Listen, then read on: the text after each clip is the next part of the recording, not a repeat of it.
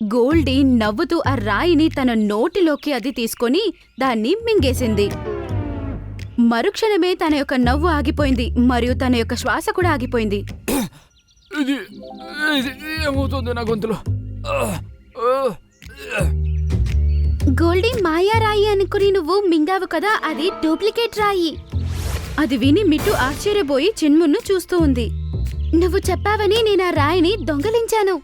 తర్వాత నాకు అర్థమైంది, నన్ను అంత బాగా చూసుకున్న పక్షులు మరియు అందరూ బాగుండాలి అని అనుకున్న పక్షులు వాళ్ళని ఏమర్చకూడదని అనుకున్నాను.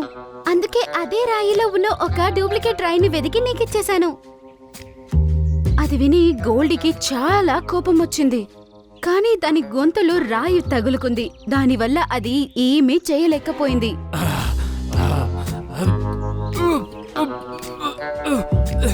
చాలాసేపు అరిచిన తర్వాత గోల్డీ అక్కడే చనిపోతుంది మరియు చిన్మున్ మిట్టుని కాపాడుతుంది. ఇంకోవైపు జంతువులన్నీ నది దగ్గరికి వచ్చి చేరుకుంటాయి. ఆ నదిలో వచ్చే నీరు కూడా చాలా వేడిగా ఉన్నాయి. చాలా జంతువులకి ఆరోగ్యం కూడా బాలేదు.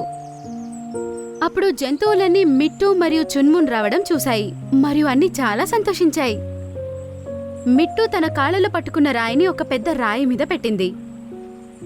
అలా పెట్టిన వెంటనే సూర్యుని కిరణాలు దాని మీద పడింది మరియు అది మెరవడం ప్రారంభించింది. సూర్యుని యొక్క ఎండ తగ్గిపోయింది. వాతావరణం మారిపోయింది. ఇప్పుడు నది యొక్క నీళ్లు కూడా చల్లగా అవుతున్నాయి. జంతువులన్నీ ఇప్పుడు చాలానే సంతోషించాయి.